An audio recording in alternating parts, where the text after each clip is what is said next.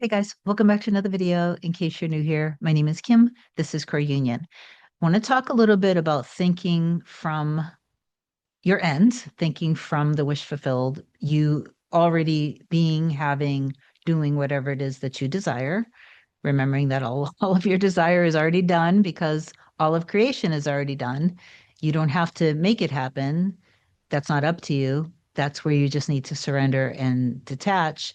Doesn't mean that you detach from what it is that you desire. You actually have faith, trust in that, and you become unified and one with your desire. You just abandon your old limiting fears and beliefs around the whatever the reason is that you think that you can't actually have your desire. And remember that life is always just showing you who you are. So if you depend on your five senses and you depend on what you see in the mirror instead of going inward and remembering that whatever is being reflected back to you is what you used to believe. So it's like it's your past and it's just literally showing you here your circumstance is what you do need to like see.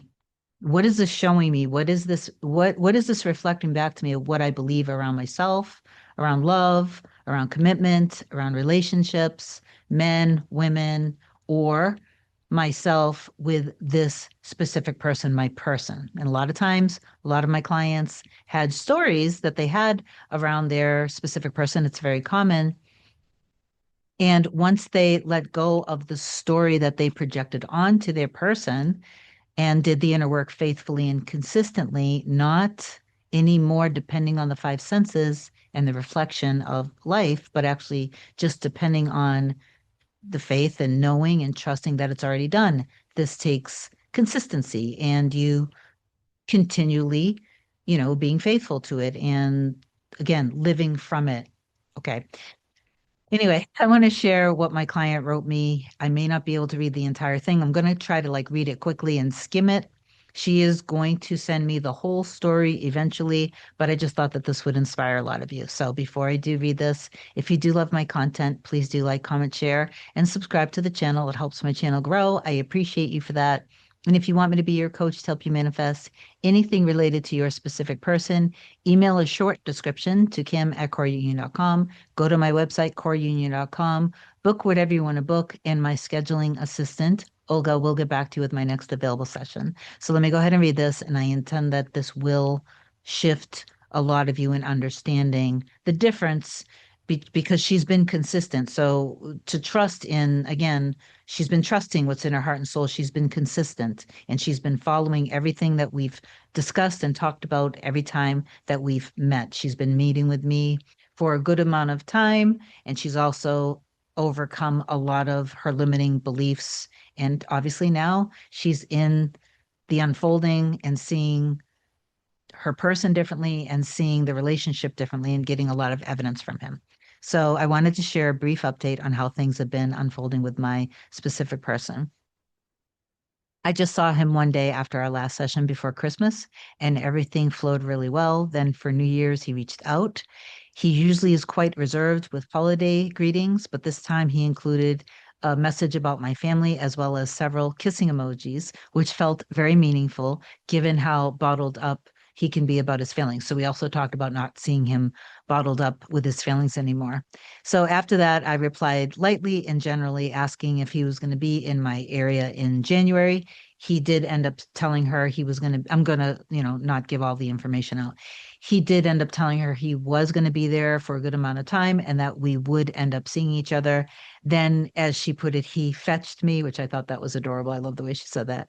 I asked him how he spent his holidays, and he ended up telling her what he did for the holidays. He explained that he was with his children and some friends, and he mentioned one particular friend that at first she started to feel a little resistance, and then she let it go because she decided she's not worried about it, period, and she's staying in the end and feeling very present. And the rest of the night was very good, as she put it.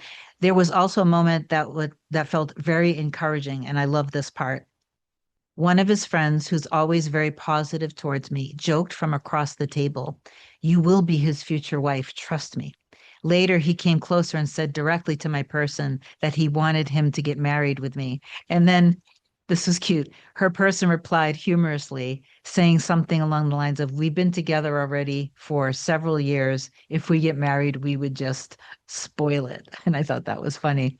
And what she said was, that actually hearing that actually made her feel even closer and feeling the feeling of being his wife, which I thought was adorable. It helped her visualize, like a lot of people, if you're new to this or if you haven't let go of your insecurities, maybe you would have heard that and assigned a negative meaning to it. I thought it was perfect, actually. He's been making small but meaningful efforts to include me more in his world. He's invited me to different concerts. He recently brought up the topic again on his own with a message about the last invitation. He explained that it was a concert that he wanted to wait for because he felt she would enjoy it more.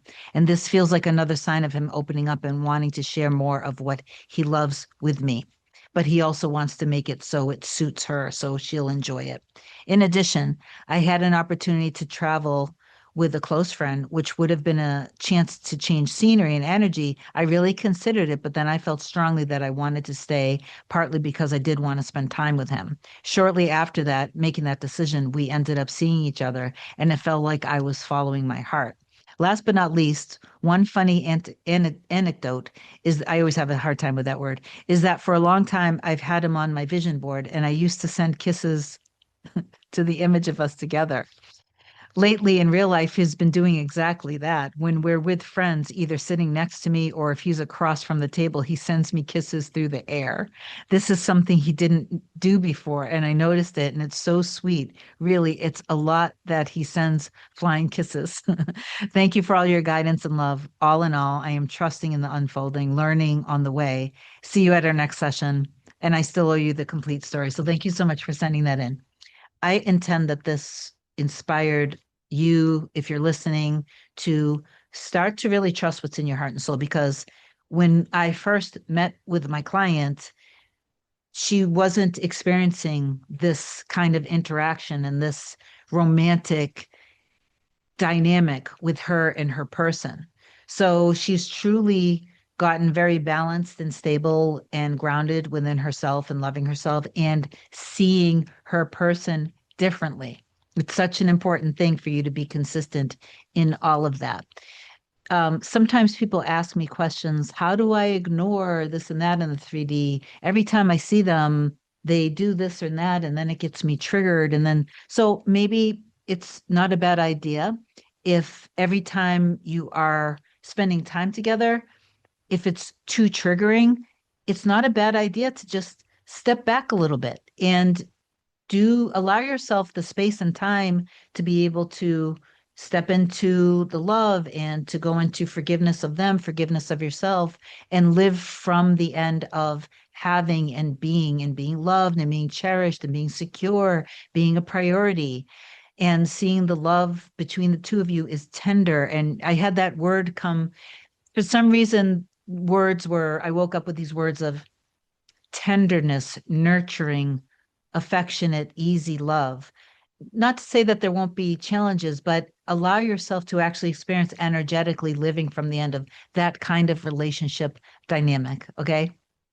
And also, this also came up for me. Maybe it's for some of you who are watching. And please do claim that you've received this message below in the comments.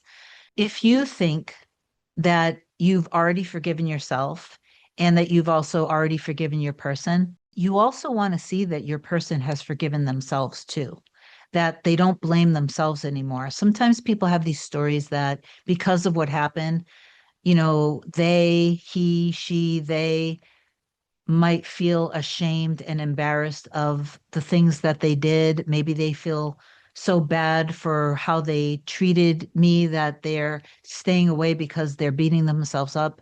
They don't have the courage to reach out because they're embarrassed, that they're blaming themselves. So also see that they have also, like, get past that, live from the end.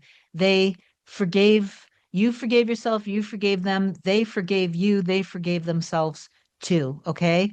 That you guys love, respect, and honor each other, and you see that your love is sacred and secure. Receive the message below. I love you so much. I hope you have an amazing day. I'll talk to you soon. Bye.